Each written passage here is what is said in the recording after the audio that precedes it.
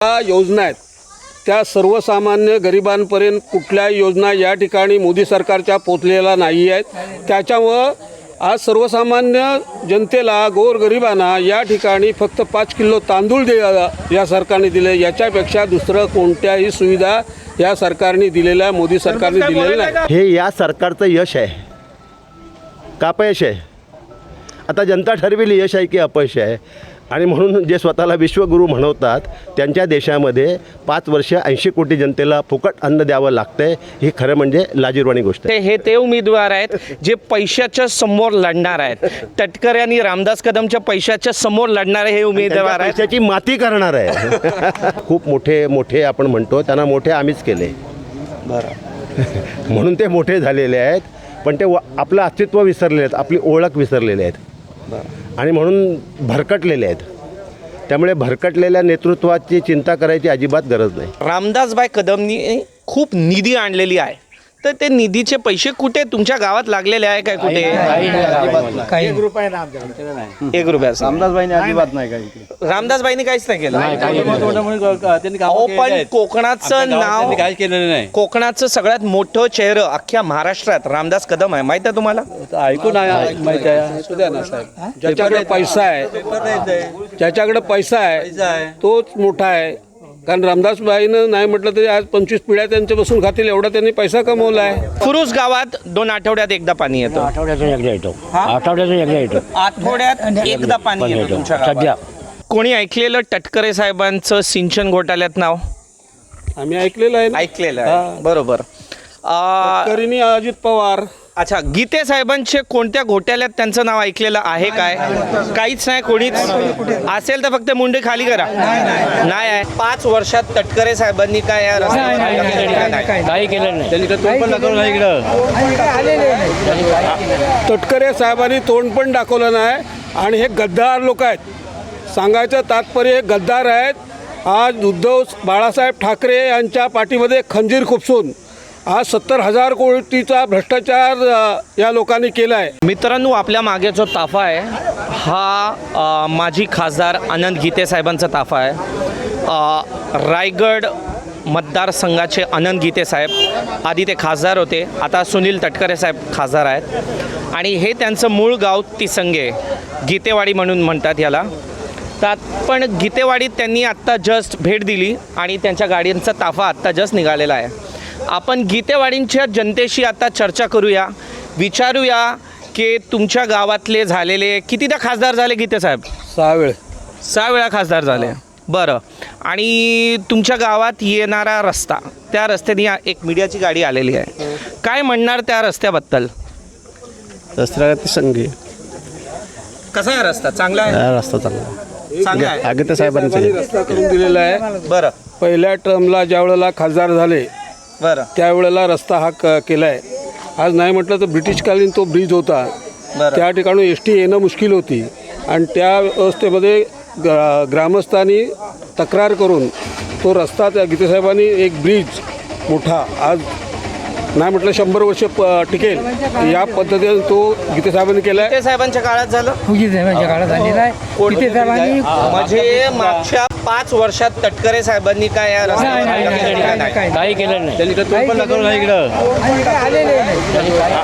तटकरे साहेबांनी तोंड पण दाखवलं नाही आणि हे गद्दार लोक आहेत। सांगायचं तात्पर्य हे गद्दार आहेत। आज उद्धव बाळासाहेब ठाकरे यांच्या पाठीमध्ये खंजीर खुपसून आज 70,000 कोटीचा भ्रष्टाचार या लोकांनी केला आहे आणि त्यामुळं आजच्या घडीला जे आज हे म्हणजे मोदी सरकारला जे पाठिंबा देत आहेत ते चुकीच्या पद्धतीने उद्धव ठाकरेंना ज्या पद्धतीने त्यांच्या पाठिंबा खंजीर खुपसला आहे त्याची ही जनता निश्चित हे लोकसभेच्या ह्याच्यामध्ये मोदी सरकारला हटवणार एवढं प्रत्येकाच्या मनात आहे। बरं तुम्ही 100% शिवसैनिक आहे, मशाल चिन्हासाठी मत द्यायच्यासाठी तुम्ही खूप पाठिंबा देता, खूप चांगली गोष्ट आहे, प्रयत्न करत राहा। तुम्ही इकडचे स्थानिक या गावातले, काय नाव आपलं? रमाकांत धोंडगीते। काय नाव? रमाकांत धोंडगीते। रमाकांतजी तुमची तब्येत कशी आहे? बरी आहे। आता मी ऐकलं कोणाला तरी जरा तब्येत नाजूक होती, कोणाची? दवाखान्यात गेलेले? कोणतरी होते दवाखान्यात गेलेले, त्यांची तब्येत संदीप आजारी कोणतरी होते, आता मी ऐकलंय. चंदेश दुपारी गेलेलो. आता मी ऐकलं. हां काय झालं त्यांना, काय आजार आहे? हजाराचं माहिती नाही माहित जास्त इकडे तुमच्या गावात दवाखाना आहे? कुठे आहे दवाखाना? शिवाजीनगरचा दवाखाना आहे. तुम्ही त्या दवाखान्यात गेले तर एक्सरे मशीन आहे? नाही, एक्सरे मशीन नाही. मग उपचार जे लागतात ते एक मिनटं, पण जर एक्सरे मशीन नाही तर दुसऱ्या कुठल्या मोठ्या तालुका लेवलच्या दवाखान्यात पाठवतात त्या गिराकांना, म्हणजे जे लोक येतात? कळंबनी या ठिकाणी जे दवाखाना आहे त्या कळंबनी दवाखान्याची दशा काय ते सगळ्या लोकांना माहीत आहे. पण पाठवले तर तिथंच पाठवतात, नाही तर चिपळूणला. अच्छा, आता सरकारी दवाखाने सोडून तुम्हाला माहीत आहे राज्य शासनाची किंवा देशाच्या शासनाचे खूप असे स्कीम्स आहेत, त्या स्कीमचं कार्ड कोणाच्याकडे आहे? महात्मा ज्योतिबा फुले स्कीम माहीत आहे काय असते स्कीम? गावामध्ये या गोष्टीचा कुठलाही प्रचार नाहीये. प्रचार नाही आहे, स्कीमचे प्रचार नाही झालेले आहेत. म्हणजे तुम्हाला कुठले आरोग्याचे स्कीमचे प्रचाराच्या बद्दल माहिती आहे? नाही थोडी नाही. तुमच्यातून कोण बोलू शकता काय तुमच्या गावातले काय स्कीमचे माहीत तुम्हाला? काय नाही, आरामात बसा, काय जास्त प्रश्न विचारणार नाही तुम्हाला. पण स्कीमचे प्रचार नाही झालेत हा एक विषय आहे. रस्ते गीतेसाहेबांच्या काळात झाले, त्यानंतर त्या सरकारच्या ज्या योजना आहेत त्या सर्वसामान्य गरिबांपर्यंत कुठल्याही योजना या ठिकाणी मोदी सरकारच्या पोचलेल्या नाही आहेत. त्याच्यामुळं आज सर्वसामान्य जनतेला, गोरगरिबांना या ठिकाणी फक्त 5 किलो तांदूळ या सरकारने दिले. याच्यापेक्षा दुसरं कोणत्याही सुविधा या सरकारने दिलेल्या, मोदी सरकारने दिलेल्या नाही. बरं, ते सोडून मला सांगा, इकडे पाणी किती दिवसांनी येतो? फुरुस गावात 2 आठवड्यात एकदा पाणी येतं. आठवड्यातून एकदा येतो. आठवड्यातून एकदा येतो. आठवड्यात एकदा पाणी येतं तुमच्या गावात? सध्या नळाचा सध्या. पाणी. बरं, कुठून येतं पाणी माहिती आहे तुम्हाला? या नदीतून खाली सकाळी 5 किलोमीटर नदी आहे 5 किलोमीटरवरती. हां. ती कासाळी नदी आहे, तिथून तो पाणी फेकला जातो. त्या ठिकाणी बावडी खोदलेली आहे आणि त्या बावडीतून पाणी पंपिंगवरती डोंगरामध्ये एक टाकी बांधली आहे. त्या ठिकाणी तो स्टॉक होतो आणि तिथून हा पाणी तेवढा या मे महिन्याच्या कालावधीमध्ये त्या ठिकाणी पाण्याचा तेवढा साठा होत नसतो, बरं. कमी असतो. त्या 4 ते 5 दिवसानं पाणी पंचायतचा येतो. परंतु या ठिकाणी हे इथले राहणारे लोक आहेत, त्यांनी स्वतःची व्यवस्था बोरवेल मारलेल्या आहेत आणि त्या माध्यमातून तो पाणी लाईटच्या माध्यमातून तो खेचला जातो. टाक्या लावलेल्या आहेत आणि एक दिवस नेहमीच त्यांचं पाण्याचा शॉर्टकटमध्ये थोडासा स्वतःचा पाण्याचं खूप दिक्कत आहे इकडे. दिक्कत आहे. मला सांगा, आता कोणी ऐकलेलं टटकरे साहेबांचं सिंचन घोटाळ्यात नाव? आम्ही ऐकलेलं आहे ना. ऐकलेलं आहे, बरोबर. करीनी अजित पवार. अच्छा, गीते साहेबांचे कोणत्या घोटाळ्यात त्यांचं नाव ऐकलेलं आहे काय? काहीच नाही, कोणीच असेल तर फक्त मुंडे खाली करा. नाही आहे. टटकरे साहेबांच्या कोणत्या घोटाळ्याचे नाव ऐकलेले तुम्ही? कुठेतरी न्यूजला बघितलेले आहे? आहे ना, तटकरेंचं आहे की नाही? अजित पवारने तटकरेंच्या घोटाळ्याचं सिंचन घोटाळा म्हणजे पाण्याचा विषय. तुमच्या घरात पाणी नाहीये, त्याचं काहीतरी कारण आहे. रामदासबाई इकडे कधी आलेले शेवट? कधी? आता रामदासबाई तर किती वेळ झाला नाही आल्या? एक वर्ष तर आम्ही इकडे आले. 1 वर्ष तर आलेले नाही. 10 वर्ष आलेले नाही. किती वेळ नाही आले रामदासबाई कदम? जरी इकडे 5 वर्ष जरी इकडे आलेले नाही. कारण आता रामदासबाई कदमचा जोरात सपोर्ट आहे सुनील तटकरे साहेबांना. पण ते सपोर्टचा आधार काय आहे की आमच्या इकडच्या लोकांना पाणी भेटतं, रस्ते चांगले झालेले आहेत, तर काय आधारावर इकडे मत मागण्याच्यासाठी जेव्हा ते येणार, काय समजून मत देणार? देणार देऊच शकत नाही. नाही देणार. मग आम्ही देणारच नाही त्यांना. आम्ही पण ते पण शिवसैनिक. असू द्या ना. पण त्यांनी काम करायला पाहिजे होतं ना. काम नाही केलं रामदासबाई. काय काम केलेलं आहे पाण्याचे? आता मी काल वैभव खेडेकर, खेडचे नगराध्यक्ष, माजी नगराध्यक्ष, त्यांचं इंटरव्ह्यू घेतलं. ते बोलतात की मी खेड शहरासाठी खूप काम केलेलं आहे आणि ह्या अख्ख्या मतदारसंघात खासदारकीच्या रामदासबाई कदमनी खूप निधी आणलेली आहे. तर ते निधीचे पैसे कुठे तुमच्या गावात लागलेले आहे काय कुठे? काही एक रुपयाचा. रामदासबाईंनी अजिबात नाही काय इकडे. रामदासबाईंनी काहीच नाही केलं. तोंडामुळे त्यांनी कामं अहो केलेली पण आहेत. कोकणाचं आमच्या गावात नाव, त्यांनी काहीच केलेलं नाही. कोकणाचं सगळ्यात मोठं चेहरं अख्ख्या महाराष्ट्रात रामदास कदम आहे, माहित आहे तुम्हाला? ऐकून आहे माहिती आहे. असू द्या ना साहेब, ज्याच्याकडे पैसा आहे, ज्याच्याकडे पैसा आहे तोच मोठा आहे.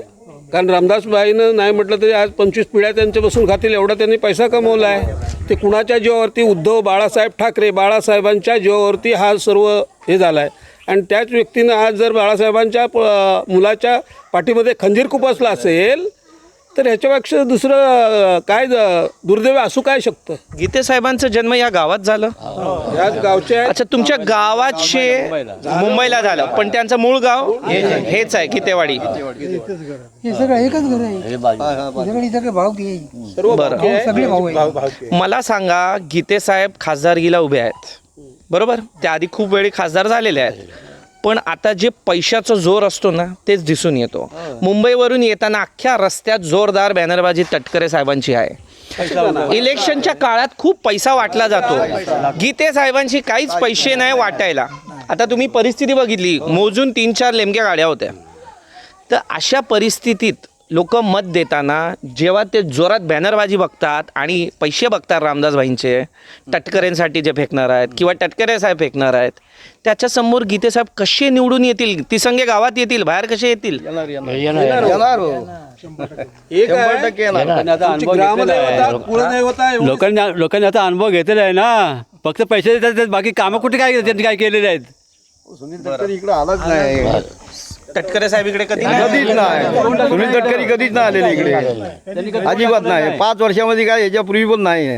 अहो, त्यांचा मुलगा आमदार आहे, मुलगी आमदार आहे, मुलगी मंत्री पण होती, कोणी नाही आले. त्यांचा मुलगा मुलगा मुलगी तर चला, इकडचं क्षेत्र नाही त्यांचं. आलेले कोण नाही आले. बरं, चला आपण उम्मीद करूया गीते साहेबांनी जर मागच्या 5 वर्षात काम केलेले त्याच्या आधी काम केलेलं असेल तर त्यांना परत संधी भेटावी. पण आमच्याकडून तुम्हाला आम्ही विचारतोय की तुम्ही मीडियावाल्यांनी थोडासा गीते साहेबांना मोठा करण्याचं काम करा ना, की वस्तुस्थिती दाखवण्याचं काम करा. आपल्याकडून झालं तर गीते साहेबांची उंची वाढेल ना. 100% आम्ही गीते साहेबांचं इंटरव्ह्यू आता कालकाई मंदिर आहे तिकडे घेतलेलं होतं. त्यांना तेच प्रश्न मांडलं होतं की तुम्ही पैशाच्या ताकदवर कशा लढणार? त्यांनी म्हटलं की ते पैशाच्या ताकदवर जे दाखवत आहोत त्याच्या पैशावरच ते पडणार आहेत टटकरे साहेब. तर त्यांनी त्यांचं उत्तर दिलेलं आहे. आमचं काम होतं जनतेशी येऊन प्रश्न विचारणं. गेले कुठं? ते असेच गेले ना. लोकांनी त्यांची जागा त्यांना दाखवली. तटकरेने मागच्या वेळेला पैसे वाटले, परंतु आज आमच्या लोकांनी त्याचं दुःख काय आहे त्यांनी भोगलेलं आहे. त्याच्यामुळे येणाऱ्या हा जो आता उद्याची 7 तारीख आहे, निश्चित त्याच्यामध्ये परिवर्तन हे असणार आहे. आणि गीतेसाहेब निवडून खासदार पण होणार आणि भाजपचं तडीपार होणार, भाजप केंद्रातून. आणि त्यावेळेला गीतेसाहेब त्या मंत्रिमंडळात पहिल्या नावाचं गीतेसाहेब असणार, मंत्री असणार, एवढं निश्चित. खूप खूप आमच्याशी बोलायला धन्यवाद तुमचं. कालकाई मंदिराच्या परिसरात आता रायगड मतदारसंघाचे उमेदवार अनंत गीते साहेब इकडे आहेत. अनंत गीते साहेब, तुमचं नमस्कार खेडला. खूप चांगलं वाटलं कालकाई मंदिराचे दर्शन घ्यायला तुम्ही आले. कसं वाटतंय, कसं चाललंय जोर निवडणूक? कुठे कुठे तुम्ही गेले, काय काय चाललंय? ही माझी 9वी लोकसभेची निवडणूक आहे आणि प्रत्येक लोकसभा निवडणुकीत मी आपल्या भरण्याच्या कालकाईचं दर्शन घेतो आणि नंतर माझा प्रचाराचा शुभारंभ होतो. त्यामुळे याही वेळेला काळकाईच्या दर्शनाकरता आलो. ती सदैव माझ्या पाठीशी आहे, याही वेळेला निश्चितपणे माझ्या पाठीशी राहील. रायगड लोकसभा मतदारसंघामध्ये अतिशय चांगलं वातावरण आहे, उत्स्फूर्त वातावरण आहे. किंबहुना रायगडच्या मतदारांनीच निर्णय घेतला आहे असं या प्रचाराच्या दरम्यान मला अनुभव येतो आहे. आणि उत्स्फूर्त अशा प्रकारचा पाठिंबा या मतदारसंघामध्ये मिळतो आहे. आणि त्यामुळे ही निवडणूक खरं म्हणजे इतर झालेल्या सगळ्या निवडणुकांपेक्षा ही निवडणूक मला सर्वात सोपी असं वाटायला लागलेलं आहे. इतकं उत्साही वातावरण, इतकं अनुकूल वातावरण या निवडणुकीत या रायगड लोकसभा मतदारसंघातून शिवसेना उद्धव बाळासाहेब ठाकरे पक्षाचा उमेदवार आणि इंडिया आघाडीचा उमेदवार म्हणून हा अनुभव मला या मतदारसंघात येतो. गीते साहेब हे सगळं बरोबर आहे, पण आता मशालीच्या समोर तटकरेंचे जोरात पैसे आहेत. अख्ख्या मुंबईवरून येताना अख्ख्या रस्त्यावर जोरदार बॅनरबाजी झालेली आहे. जिकडे तिकडे रामदासबाईंचा सपोर्ट आहे, त्यांना रामदासबाई कदमचा सपोर्ट खेळला म्हणजे खूप मोठी गोष्ट आहे. या सगळ्यांना कसं तुम्ही लढणार? कारण पैशाचा जोर असतोच निवडणुकीत, कसं लढणार? खरं म्हणजे आनंद गीते एक निष्कलंक चारित्र्य ही माझी या मतदारसंघातील कोकणातली ओळख आहे. आणि त्यामुळे मतदार हे पैशाचा विचार कदापि करणार नाहीत आणि त्यामुळे त्या पैशाचा प्रभाव या मतदारांवरती बिलकुल पडणार नाही. त्यामुळे ती चिंता बाळगण्याचा अजिबात आवश्यकता नाही, कारण नाही आहे. आणि जे खूप मोठे मोठे आपण म्हणतो त्यांना मोठे आम्हीच केले. म्हणून ते मोठे झालेले आहेत, पण ते आपलं अस्तित्व विसरलेले आहेत, आपली ओळख विसरलेले आहेत आणि म्हणून भरकटलेले आहेत. त्यामुळे भरकटलेल्या नेतृत्वाची चिंता करायची अजिबात गरज नाही. आणि मोदीजींचं काम तर खूप झालेलं आहे म्हणून लोक खूप मोदीजींना मत देणार, तर त्याच्याबद्दल तुम्ही काय म्हणणार? नाही, काम म्हणजे काय, शेवटी सरकार आहे, पंतप्रधान आहेत.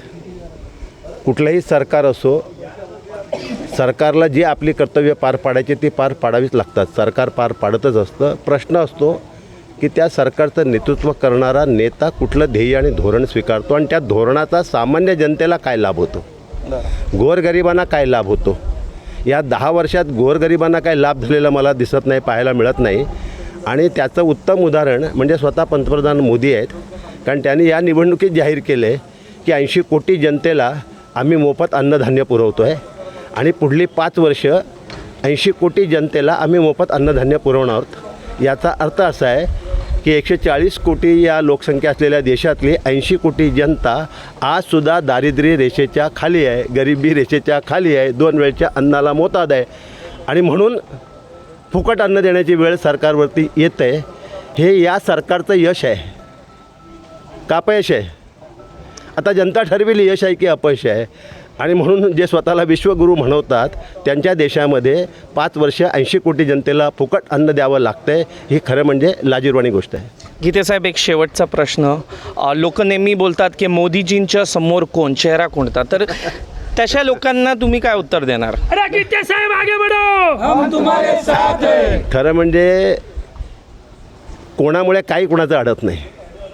एक काळ होता जेव्हा पंडित जवाहरलाल नेहरूंनी या देशाचा कारभार ब्रिटिशांकडून स्वीकारला आणि मग एवढं उत्तुंग महान नेतृत्व, पंडितजींनंतर कोण हा प्रश्न होता. नंतर इंदिराजी आल्या, इंदिराजीनंतर कोण हा प्रश्न होता. नंतर राजीव गांधी आले, राजीवजीनंतर कोण, असं करत करत एक मालिकाच पंतप्रधानांची निर्माण झालेली आहे. हा 140 कोटी जनतेचा देश आहे. इथं एका व्यक्तीसमोर कोण हा प्रश्न विचारणं हा या देशाचा अपमान आहे. 140 कोटी जनतेचा अपमान आहे. खूप खूप चांगली गोष्ट गीतेसाहेब तुम्ही सांगितली जनतेला. आणि हे मला सांगायचे, हे ते उमेदवार आहेत जे पैशाच्या समोर लढणार आहेत. तटकरे आणि रामदास कदमच्या पैशाच्या समोर लढणारे हे उमेदवार आहेत. पैशाची माती करणार आहे. वा, खूप धन्यवाद आमच्याशी बोलायला.